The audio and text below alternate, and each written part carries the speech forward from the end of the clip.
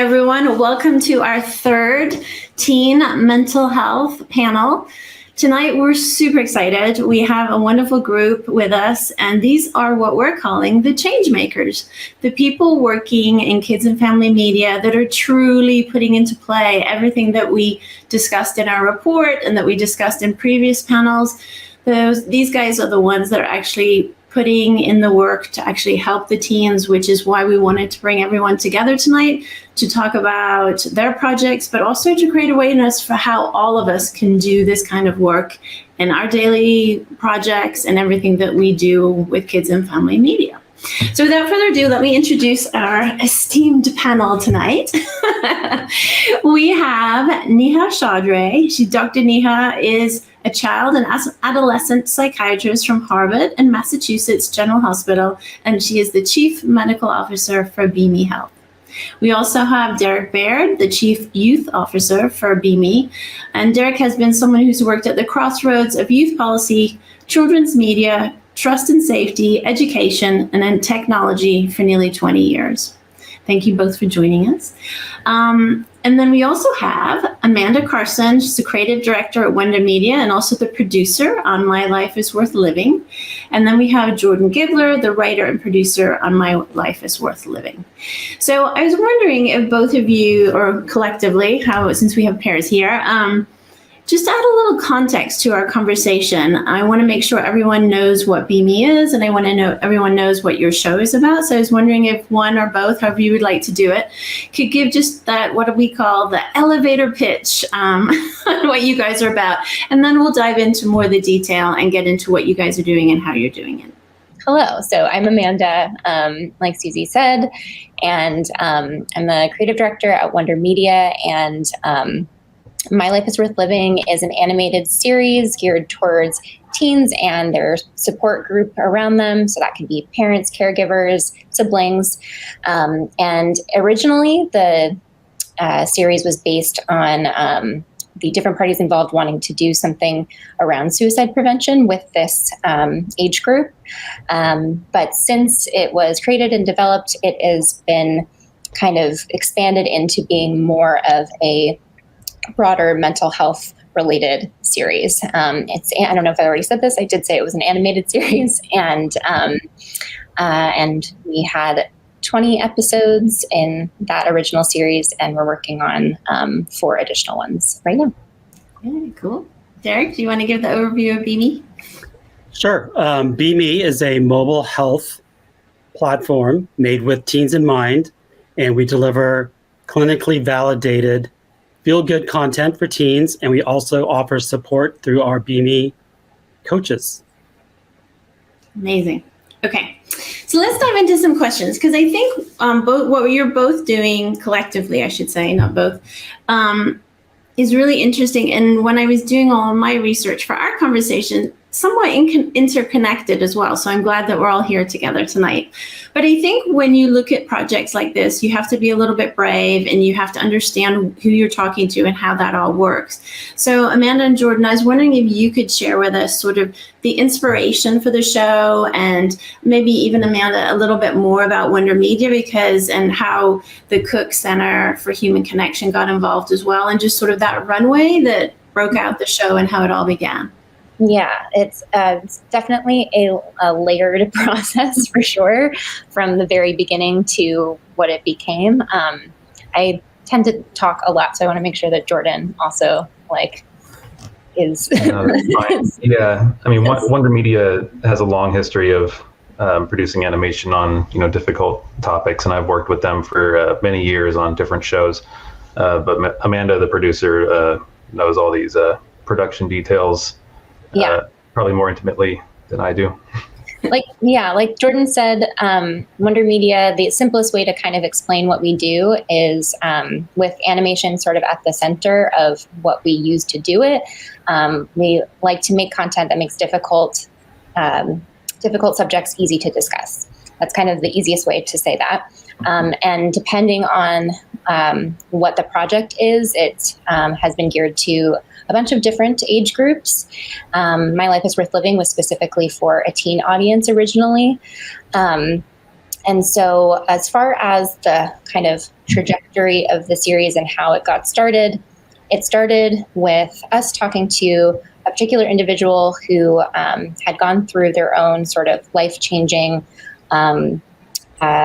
incident with physical trauma through their speaking engagements and different personal stories that they had since recovering from that. They wanted to figure out something that they could do to help kids with what they're going through and how they could help their mental health or keep them safe, and had a lot of ideas. And we were trying to figure out how we could create something to help them kind of see that vision through.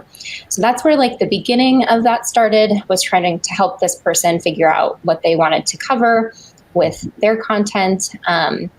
And as we were doing that, the idea kind of came up that suicide prevention was a major part of the story, even though this person didn't specifically struggle with the mental health issues that their doctors thought they would. They know that other people who have gone through similar situations might, and also had a lot of people coming up to them after the fact wondering how they got through what they did and what they could maybe tell their kids who are struggling. And he could tell that people were really looking for advice and answers on those things. And so in helping them develop that, we got the idea to help kind of expand the world of, okay, so we're starting with 1 or 2 characters. What would it look like to expand into different stories with different characters and the different scenarios that they might be going through to really make more of a series out of this. It ended up becoming a crowdfund initiative to get development started on that. Really early development on getting those 5 story arcs off the ground was crowdfunded. And then that kind of got us to the point of having enough development to have this very strong pitch. And that is where the Cook Center for Human Connection came in. Cook Center for Human Connection is a nonprofit whose work surrounds the idea of keeping people connected to better their mental health and improve outcomes for kids and parents. And so they had really similar goals for what they were doing as an organization, and were really interested in this idea of being involved in a series that would do a similar sort of thing. And so that is the point at which they got involved. And then there was just more development after they said yes. So, and we're really grateful that they did, because it was something that we began to feel really strongly about as well. And it really aligned with other work we had done with other organizations that were regarding, we've done things in abuse prevention, emergency preparedness, and this really felt like a natural next place to go. So that's kind of where kind of like the seed was planted to development. That's kind of how that happened. And then the process after that was also a very layered experience of figuring out who were the people that needed to be involved to make sure that we were able to do what we wanted to with this series in the right way.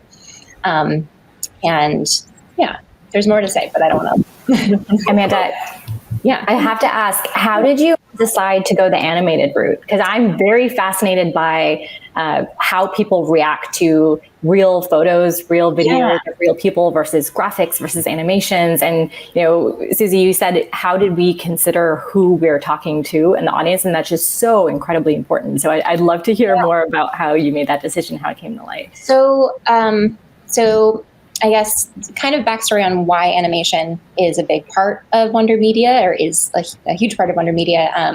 Our CEO happens to be someone who has a lot of animation experience. His name is Terry Thorin, and he was the former CEO of Klasky Csupo, which is the company that produced things like Wild Thornberry, Rugrats.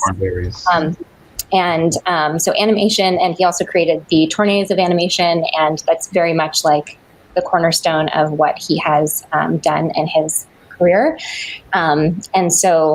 But he, at some point, decided to start using animation for a completely different purpose.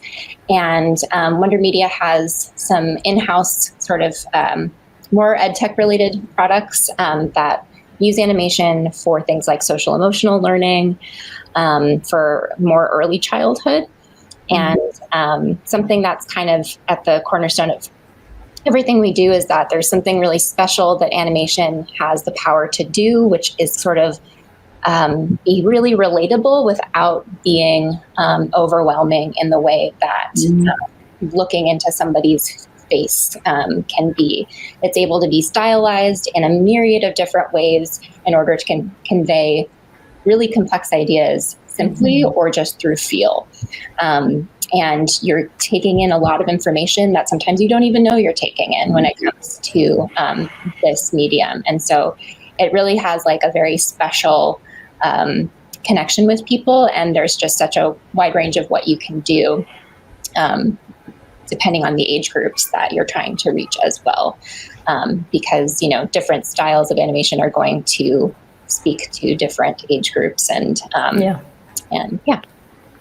I appreciate you sharing that. I just want to say, as a child psychiatrist, I think it was brilliantly done. Because I think for teens, there's something in it for everyone. It's relatable. The characters themselves are relatable enough that people can see themselves in the character. But then there's enough ambiguity that it can capture a broader set of folks. So it was just really well done. That's so nice to hear. Because that was, I think, because we had they're short episodes. And so one of the things we wanted to do is kind of make them as specific as we could without not being able to be relatable to as many people as possible. And I think one of the things that is really nice that allowed us to do that is kind of the depth we were able to give to the support people as well in the stories. That's something that I think is really special about it, that I'm really glad made it in to the overall product. Well, and I think also for that age group, anime and manga, that you have a little bit of that style in the animation for the show. So to me, it was, the styling was beautiful on the show in terms of the emotional connection with what they're seeing and what they're feeling. I really felt that was super strong. Thank you. All right. Derek and Neha, tell us about the beginnings of BeMe. Sure. So I can start a little bit, and then Derek, I'd love for you to add on as well. So we were also thinking about teens and how we can speak to this very unique audience who no one has quite figured out how to connect with, because typically people are gearing their content, whether it's media, whether it's written content, whether it's the healthcare system, which is the vantage point I'm coming from, towards younger age groups or adults. And teens kind of get trapped in the space in between. So we started BeMe to figure out how can we support the mental health of teens? How can we meet them where they are? And that started with thinking about where they're spending their time. What do their lives look like? How are they going through their days? Well, one of the things we found was they're on their phones, right? So we built a mobile app, and really the North Star that drove us was figuring out how we can help teens spend time on their phones or at their fingertips or using technology, but in a way that is time well spent for their mental health, as opposed to the opposite. So we ended up putting together a platform that has something for everyone. So there's a self-guided experience where teens can find content on dealing with friend fights, dealing with relationships, identifying symptoms of mental health, dealing with a lot of the topics that were brought up in my life's worth living, like abuse, trauma, bullying, loss, substance use, suicide. And then they can also engage in care activities. And one thing I noted from one of the stories, I think it was Emily's story, is her use of photography and how it was specifically highlighted as a coping skill. So we've also, I love that idea. And we've also included care activities that inspire teens to take photos or engage in art, like sketching, so that they're drawing upon activities that they like or hobbies or passions that they might have, and can learn to use them to cope when those feelings pop up in the moment. And then we also have live support. So we have live text-based coaching. We also have access to trained counselors, both for moments of crisis and then also therapy. But the whole idea was to engage an audience that, again, has a lot of need. We know that the youth mental health crisis is really getting worse and more amplified through COVID, but that doesn't mean that it wasn't there. Teens have been struggling with their mental health for a really, really long time, and it's been incredibly difficult to get them the help that they need. And I think right now, more people are noticing. There's more emphasis placed on this age group. And I really hope that with organizations like all of ours, we're able to do good in helping meet this group where they are and support their mental health. Love that. Love that. And Derek, you have to tell me, okay, so I did a little Googling and I read about this article that inspired you, which was the Lego program. I wondered do you remember what you, catching you off guard here, but it's the Rebuild the World program that inspired you to go on this journey. And then you met the BeMe team. And I was just wondering if that was a context you'd love to share with everyone tonight too. Sure, Susie, I'd love to.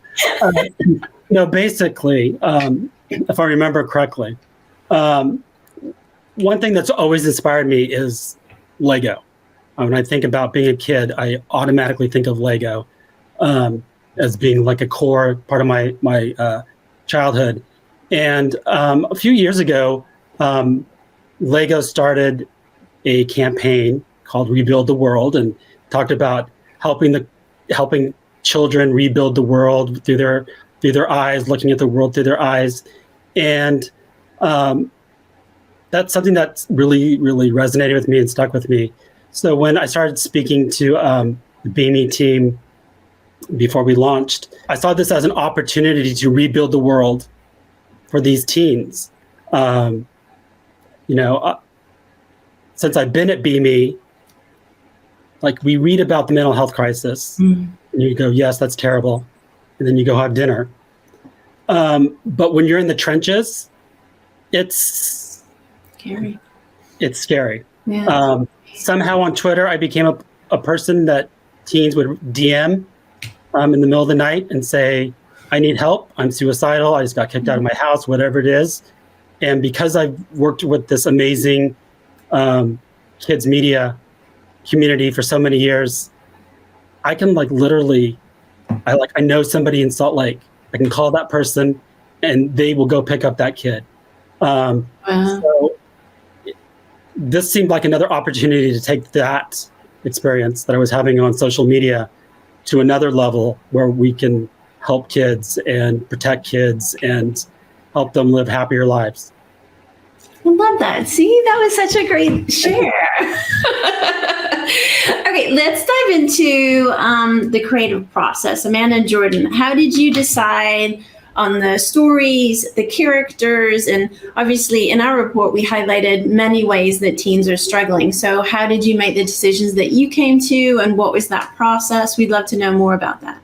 Well, when we got the green light about when the Cook Center came on with funding, and that's when Amanda got in touch with me. I wasn't working there full time at the time, but we got in touch and decided to work on this. And the first thing was coming up with the format for the series and how many main characters we could explore in the time we had and how many topics we could hit.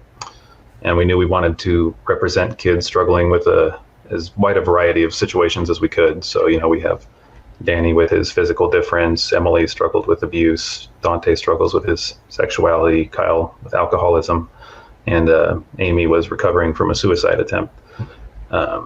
And at the same time, we wanted to show what it's like to be a supporter for someone in these situations, model not just the things to say and do, but just kind of show how hard it can be to be in that role.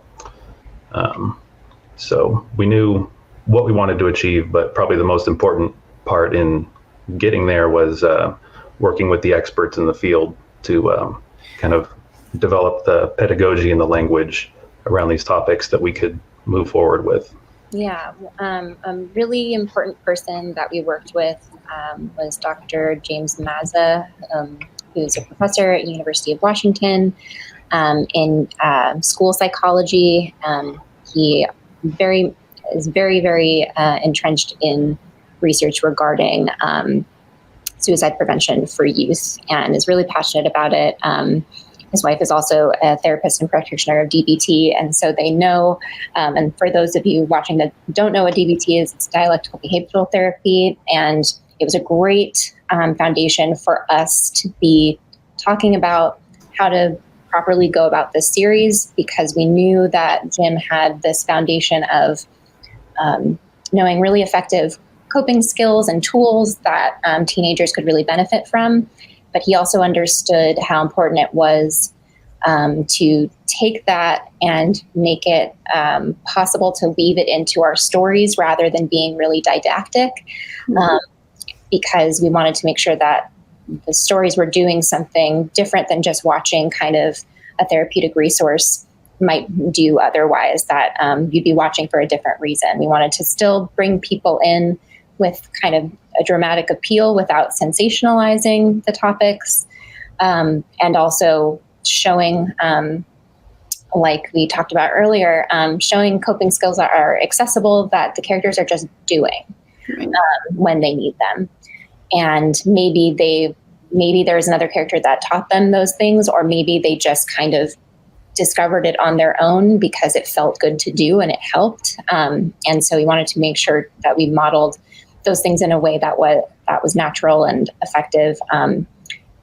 Jordan was our head writer on the series. And we also hired a team of writers, one per story arc, so that like the voices were unique, but also Jordan was able to help us kind of keep them all in line with each other, so it felt like the same show.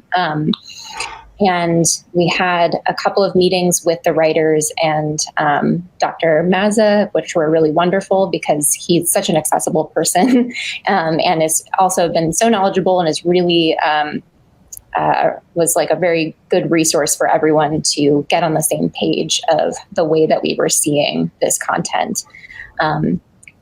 We had also someone named Greg Hudnall, who is the founder of Hope Squad, which is a peer-to-peer suicide prevention initiative. And something that I think was cool about having that sort of side of things, looking at the content as well, is that we wanted to make sure that there were instances of peers helping each other in the series, but we also didn't want to put like undue, unrealistic pressure on one peer to help another peer and, you know, for example, save their life. That's a lot of pressure and expectation to put on another child. And even though we want people to help each other in this series, we didn't want to make it seem like it was, somebody else who might be watching's responsibility to support someone else without support. Yeah. And so we always wanted to make sure that, and the experts really helped us kind of make sure that this was there all the time, that there was an adult presence that was able to come in and be either support for that peer that was supporting someone else, or essentially that there was always some sort of group effort going on. It doesn't have to be a big group, but it's more of a network than it is just a one-to-one sort of relationship going on there. There's something I forgot, but there's always more. But it was reassuring to have that research base to write from and to have something to align what we say. We actually, developed the research into the series Bible, which is the guide for writers that lists all the characters and everything about them and the episodes, the stories, the locations. We also had all this pedagogy and research and language that went along with that, and that kind of served as our guide for the team of writers when we hired everybody, and what we used to refer to going forward. Yeah. Well, I just wanted to say that as a child and adolescent psychiatrist, I could tell immediately from the first couple of minutes, if that, of the first story that I watched of all of them, that you had worked with experts and that everything was done in an incredibly nuanced way. It was so thoughtful, from the language to the emphasis on, again, finding your own support if you're supporting a friend, knowing that you don't have to do that alone, to having that adult presence. I mean, it was so evident in each of the stories. And I just want to say it's not always done so beautifully. And I hope that you all are very, very proud of what you created. And I think it's going to make a really big impact. You make me emotional. It's very nice. It's just very nice to hear, because that was such a major concern for us.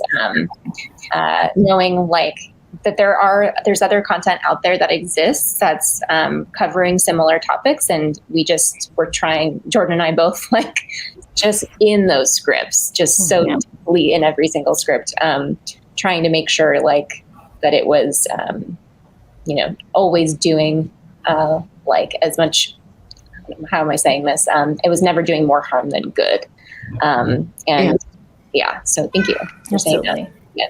And Derek, as our trust and safety lead, is always making sure that, in addition to just the clinicians on the team, that we're always thinking about the teen safety. Are we doing more harm than good? Are we doing more good? And considering how to, or what other risks might arise in this very moment when anything that we're creating, and that's really been front and center for us in our ethos.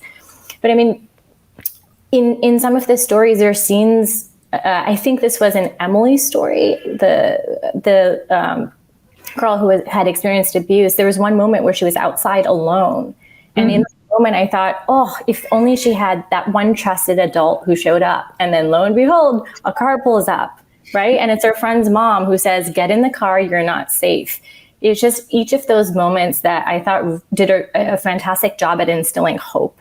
That said, you might be experiencing this too, and you're not alone in your experience, and you can get help, and you can find support, and remember that people love you, and remember it just takes that one person to catch you in that vulnerable moment to pull you out so that you can find that light and find that support.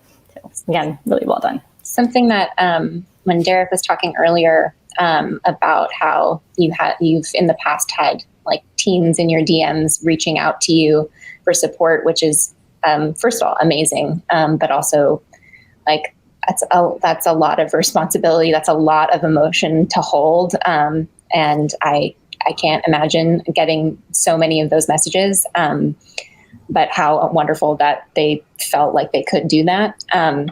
Something, it wasn't for My Life is Worth Living, but specifically, but for related, I've told Susie this story when we first met with her. But with another film that Jordan and I worked on together for a different organization, when it was released on YouTube, obviously comments are starting to come in. That particular organization, we've done work with them for many, many years. And so there was already a subscriber base. So people were getting notified and stuff. And I happened to be on like checking things kind of obsessively, being like, oh no, like people are watching it. And it was the first kind of short film we had done with them. So there was just a lot of feelings about it. And there was a comment that came in that I just happened to see at like dinner time for no reason, because I was watching too closely. And it was someone who wrote in, posted a comment probably very quickly and in a very short way, talked about like not wanting to be here anymore. And I remember looking at it and being like, oh, okay, like what do we do now that these are the types of things that are coming in? And the only thing to do, obviously, in that moment is respond, like show that you've seen this. Because if I were that person, I don't know how old they are, I don't know what their situation is, but if I was that person, I would feel like people didn't see me. And I responded, and that was basically the response back was that person was so surprised to even be noticed at all. And what that kind of back and forth started was people kind of rallying around that person.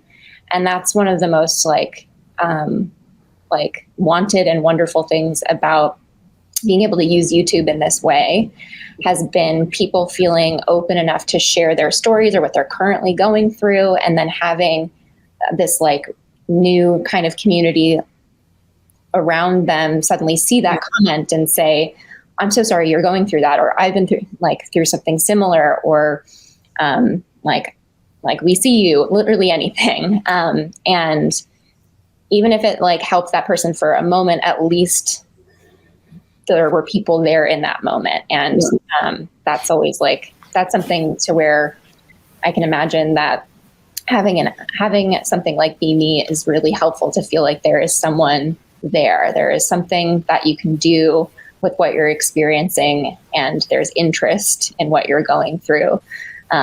Because it can be so, I think one of the major themes we dealt with My Life is Worth Living is how many people feel like a burden to those around them. It's something that obviously the teens in those stories are feeling, but there's parents feeling the same way when it comes to sharing their own experience. They don't want to burden their child with it. And knowing that we've all like felt that way at some point and being able to connect on it or to have some other outlet so that doesn't make us feel as burdensome is so important. So I love the way that in the series you had the characters share that they were feeling like a burden and then had their loved ones, whether it was a peer or partner, a parent, say, you are not a burden. I care about you. I'm here. This is not a burden. Like, I want to help you and I'm going to be here. And I, to your point of reaching out or responding to those people that reach out, that's not to say that all of us are going to be mental health experts or need to function as one, right? But it really sometimes just takes that one person, that one point of contact, that one, I see you, I hear you, I'm sorry that you're struggling, and there's help. Let me help connect you to somebody who can help. It doesn't matter how much you say, but it does matter that you say something. Right. And we've really been focused on how to create safe spaces and how to build trust with teens so that they feel in those really vulnerable moments, often the ones that pop up late night, right? When they don't have other support, they're alone in their rooms. They can't reach out to a therapist if they even have one. They don't want to wake their parents up. Their friends might be asleep. To say, if I'm struggling right now, I have somewhere to turn because someone somehow in some form on this app or in the safe space, whatever the safe space is going to acknowledge what I'm going through, and I'm not going to feel alone in that moment. And I think that if we can continue to do that, I know I'll feel like we've been successful in what we're trying to do in the mental health space. Well, and I would assume, and I don't mean to assume because that's never something anyone should do, but I would think that you guys deal with that kind of outreach more often than not. And that was sort of a question I had for you guys. How do you take the outreach that you receive, because you're sort of in the middle with the teens and they're at the center of everything that you do? So how does that shape your content development? And is it part listening, part, knowledge of what the struggles are, and it's the meeting of both? Like, how do you guys go about your content development? Sure. So Derek, I'd love for you to speak to our teen advisory board, but one thing that I wanted to share is that our content and the coaching programs and everything we design is constantly iterated upon based on what we're hearing directly from the teams, based on what they're coming in with as their challenges, based on what we're finding works to help them, what's driving those outcomes, what's helping them feel less alone. We have a safety plan as part of the app that they can work through where they can identify their trusted adults, their reasons for living, their coping skills. Which one of those are they using the most? What's most effective in those moments? So we can use those learnings then and drive it back into the app. So on the content front specifically, one learning I had is, we started off with a lot of content around areas like, for example, suicide, self-harm, depression, some of the kind of bread and butter that I might see in clinic. However, we ended up needing to build our content horizontally from there to how to support a loved one who might be struggling, or it's okay to contact crisis, or what's even going to happen when I contact crisis, or is therapy for me? So all of these other topics that didn't necessarily come directly to mind at first, we discovered through building BeMe and engaging with teens that, but there's a lot of other curiosities here. And if we don't answer those, we're not going to be able to engage teens the same way. And that's just been a beautiful learning process for myself. And I think for many of us on the team as we just continue to learn and grow to be as responsive to this audience as we possibly can. And then we also have our teen advisory board, which Derek can speak to. Yes. So one of the things that we really work on is being culturally relevant and knowing what's going on in teen lives. And so we get that input from a lot of different ways. So we know what's going on in coaching, what themes are coming up in coaching, what content in the app is trending. And then we also have our teen advisory board, which we have teens from around the country that help inform us on what's going on in their lives. They give us feedback on the app. They give us, they keep us real. We know what things in terms of culture are relevant in their lives so that we can respond to those. So a good example of that is when Twitch died of suicide a month ago or so, we immediately saw teens talking about this. So our team was able to quickly turn around and have a feature in our app about, how to cope with this news, how to help your friends, more information about suicide prevention and loss. And so we really... Let's take a moment. That's amazing. So we have our thumb on the pulse, and then we also have a youth ambassador named Juan Bendana. He's a youth speaker. He speaks to 50,000 teens a year. And when we talk about what to do and how to support people when they need help, well, when he goes and speaks to teens, what do you think happens to his DMs afterwards? So he works with us to both let us know what's going on in teen lives, what is he hearing across the country, but also he now has a way to provide them with help. I hear you, this is tough. Here are some professionals that can help you at BeMe. And this also reminds me, I did some research a couple years ago on Dear Evan Hansen and youth mental health, with, Jared Waltzer. And they had the same situation where here's a play about teen mental health. Teens would see it, they would have an emotional reaction, and they were reaching out to Ben Platt and the cast, and they didn't know how to respond because they're actors. So it got to the point where two things happened. People built a community of support on Tumblr and Instagram, like Amanda was talking about, where they would rally around somebody on a Dear Evan Hansen post, and they were following these certain hashtags, you will be found. But the other thing is they had the production company for Dear Evan Hansen had to provide their actors with scripts, information, report, and when somebody is suicidal, refer them here, refer them to the Jed Foundation, refer them to Born This Way Foundation, whoever they thought would be the best place. So it's building this community of support both in the app, on socials. We get the same things where I've had kids on a social post say, I'm done, I'm out, I'm going to hurt myself. And then I, reach out to our clinical team and we figure out a plan forward. And then always, if it's on Instagram, report it to Instagram so that their support mechanisms can also kick in. So it's a two-pronged support system. Yeah, it's definitely the connectivity between all of it. I was at Netflix with 13 Reasons Why, and that was a whole nother kind of situation as well. So, they learned and they got better with that. But, it's teens, and we have to think about, Amanda, we talked about this, sensationalizing certain things versus just being dramatic about them and creating information and story and all of that. So, yeah, absolutely. One thing.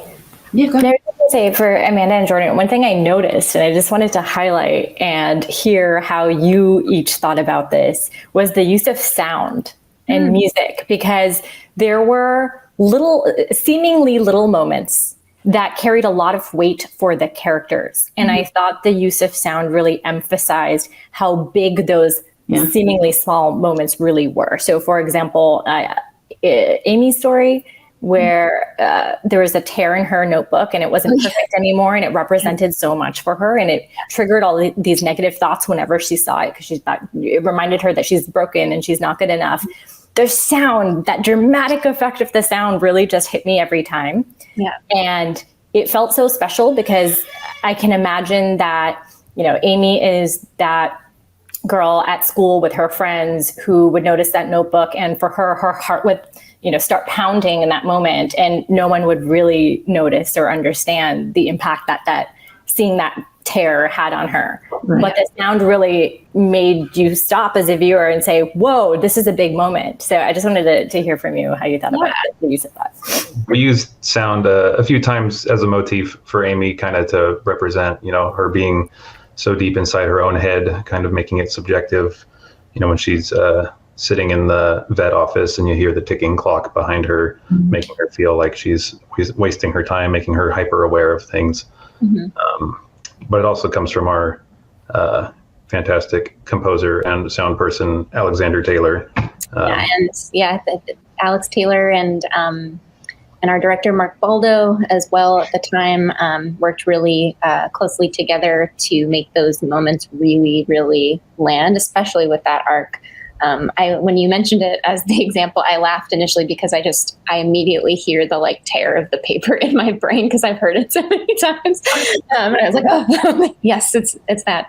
But to speak on something that like seems small but is really big for the characters, I think that's a really good thing to highlight because for what both of you do, and also I think with teen content in general, I think what I found when we were figuring out how to do this series in the way that we wanted is that teen emotions are not taken very seriously by a lot of different people. And I think there's this feeling of like, this is just a phase, like this is a period of life that's really hard, but it'll get better. It's normal that like you go through this when you're a teen, and it's just like big teen feelings. And on the one hand, it is normal. It is normal. Like that's going to happen for a lot of people, but it doesn't mean that it's not worth looking at, and that it's not meant to be taken seriously, because even if it's something that might change or go away, it's very real in the moment, just like it would be for anybody else. And that's all that person has. All that person has at their age and stage in life is the tools that they are carrying with them or not, and the feelings that are coming to them. And if they're brushed off, that's never going to be something that makes them feel seen. And that's something that, especially with Amy's arc, but really with all of them, I think we wanted to show support people, like sometimes getting it wrong, sometimes getting it right, and showing that that there is an internal struggle when a teenager or any child like can tell that they're not being listened to, they're not being heard for what they're trying to communicate. And it's not as simple as just like two people not understanding each other. It can have a really big impact. And so, we talk a lot about giving teens a voice as well at BeMe and how best to do that. And I think you were incredibly successful at doing that. You really were. And I think that's, I was just going to say, and I think that's a thing that our clinical team and our BeMe coaches do really well, is that they validate teen feelings. Yeah. You know, sometimes that's all it takes is to say, yeah, you're right. That was not a nice thing for that person to say to you. And, you know, but I think that's one of the really secret sauce of BeMe is our validating teen feelings. Is your team there, 24/7? Like, is someone available? Like, how does that work for you guys? They're available. So the live coaches are available 14 hours a day, every day of the year. We have the access to the crisis counselors and the safety planning, and then any of the asynchronous tools. So any of the content, the care activities, the coping skills in the moment is available around the clock. Wow, it's amazing. Yeah. So one more question on, when you developed this amazing show, what was the thought process of, taking it into schools and giving that secondary piece that people can download, and then they can read more into coping skills in different situations, and they can take what they've seen and what they've felt through the screen and maybe really get some life skills from it? And I just wondered how that came about, how that was developed, because I feel in many ways that it's what you guys are doing digitally, and there's like a real connection there between all of you. So the Human Center, oh my gosh, the Cook Center for Human Connection, who's the abbreviated name backwards in this moment. They have another resource called Parent Guidance that they are actively trying to bring to as many schools as possible as a resource for educators and parents to help better understand and communicate and connect with their kids of all different age groups. That's another initiative of theirs. And so it was also a goal for them once the series was produced that there were extension lessons to every story arc that are available on the website so that it can be taken into something like a classroom environment.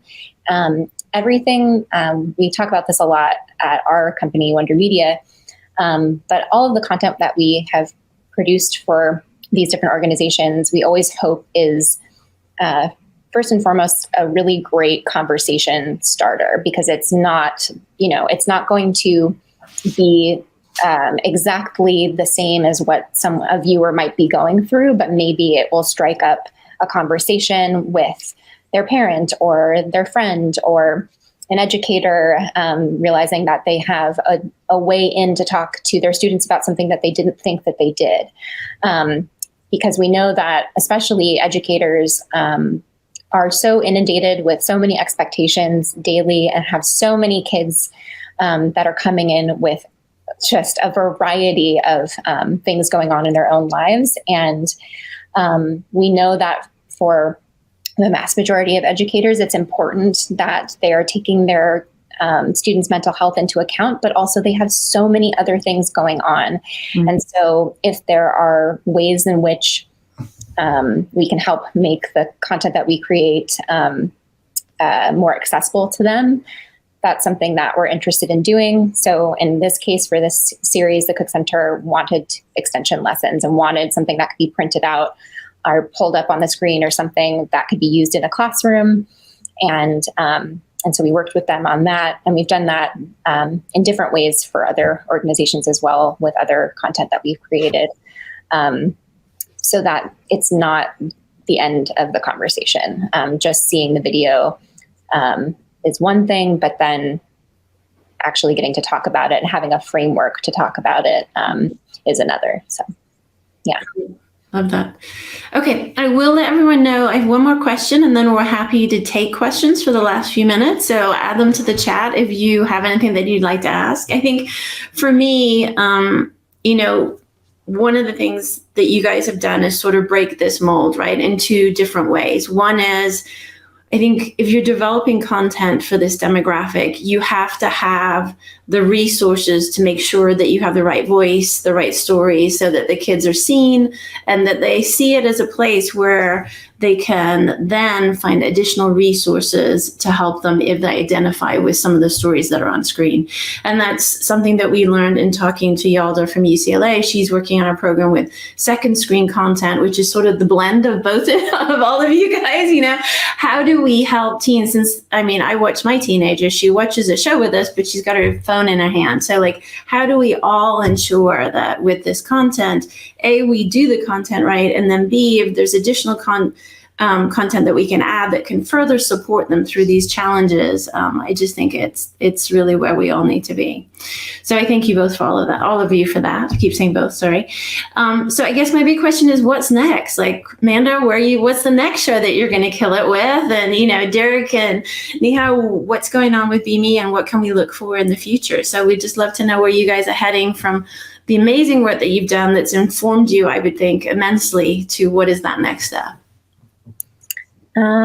So right now, we're this month, we're trying to finish production and post-production on 4 additional episodes to fit into My Life is Worth Living. They are specifically written around the topic of body image and social media. And so we have 2 characters that are connected to each other and are both experiencing their own struggles with that topic, but in very different ways. And we get to see kind of how they come together on what they're going through, and also with their separate family environments and things like that. So that's currently happening right now. And then hopefully some other work with some other organizations we're moving through development on and stuff. But yeah, that's the thing that's coming up the most quickly. So that's what we're working on right now. Yeah. Amazing. Look forward to watching it. Me too. And what's next for BeMe? Oh, what's next for BeMe? What's next for an early stage startup? Just too many things. And we're constantly at some point. just constantly evolving the platform, and again, incorporating all of the learnings back into the platform so that we can continue to refine each of our features and build on them. And we've been really focused on, Amanda, this relates to what you were saying with the assignments that the kids got after watching the programming, but we've been focused on whether they're finding BeMe helpful in their real lives and how that translates and how they're able to apply the learnings that they're gaining from the platform. So we're finding that they are planning to use BeMe or the skills that they learned, for example, a new coping skill in their real lives. The next step would be to find out why and which ones worked. And when they are telling us that they're feeling more hopeful or they have better self-esteem, why? What was it? What was it that helped them? It's a delight to hear that teens are coming to us, and we know that there's just such a dire need. And it has been really, really incredible to see our team, our coaches, our content, everything that we've built just really reach teens in a very new way that hasn't been done before. And now I'm really interested in our digging into the why, and so that we can do it for more people and just replicate that as much as we can. Love that. Love that. All right, Caroline, do we have any questions? I can't see everything on that front. Do you want to jump in and ask? So from users, we didn't have questions, just a lot of comments being like amazed at all of your work and really impressed with everything you're doing. One of ours had asked, sort of looking at the resources that you guys have, how do you encourage teens to use them, like to take that first step if they're feeling this way, to use BeMe or to watch this show? How do you guys reach them? I'll let you guys answer that first. I feel like there's more to say on your side of things, probably. Derek, I'll let you take this one. We're passing. He's the best at it, though. Well, we are reaching teens. I think one of the main entry points, obviously, is through our socials. Teens come there, they sample some content that we have there that is different than what is in the app, but it gives them a flavor, and then it drives them to the app. Another way that we are seeing teens enter is through our podcast. We're starting season 3 this month, where when we talk about content, they're short for a reason because teens have short attention spans. But we speak to mental health experts, different people in media. We spoke to Chris Mann talking about, what's mental health like on a Broadway stage. People don't think about that. It's a very stressful profession. And so that's another way, just demonstrating our expertise and reaching out through those channels. Well, and Derek, can you speak about our conversation? And it was something that as a team we uncovered in terms of gender and how, girls tend to speak up when they're struggling and boys don't, and all of the things that you guys have been learning. I think that's a note that, sorry, I should have brought up earlier. I just thought that was powerful and beyond fascinating, what's going on with boys. Yes. So when you say what's next for BeMe, it's about widening the welcome. So last year we introduced content, Spanish, Spanglish, culturally tailored content for Latinx teens. And so it's always about widening the welcome to a bigger group and building an app for all teens. That's something that we say a lot because it's very easy to get into a silo. But one of the things that we're really focused on, especially in 2023, is widening the welcome to boys, because what will happen is I'll put a social post about eating disorders on Instagram, and girls will respond. People who identify as girls will respond, say, yes, this is me. But in the DMs, it's boys. Yes, this is me. Our youth ambassador did a really great post about this one's for the guys. All those guys you see strutted on Instagram, that's their job, A. 2, they're 30, you're 14. You're not going to look like that no matter what you do. So just really, if you look at a lot of the resources are geared towards girls. A lot of the discussion about the Facebook leak was pretty much, even at the hearings, congressional hearings, it was focused on the girls, how Instagram impacted girls. But when you read the actual Instagram papers, there's like 2 paragraphs about how it impacts boys too. But so you're talking about this. Sorry. Yeah, exactly, Linda. So it's really important. We have a great new expert on boys that's joined our team. So expect to see more about boys and boys' mental health and finding ways to reach boys and finding the platforms that they're on and getting them comfortable talking about how they're feeling. Yeah, absolutely. Okay, Caroline, one question. Yeah, just came in. Yeah, we have one more question from LinkedIn. It says, I'm wondering if you have any advice for folks who have previously worked with kids in the classroom and are looking to actually join in the creation of content for this age group with an established production company or ed tech company.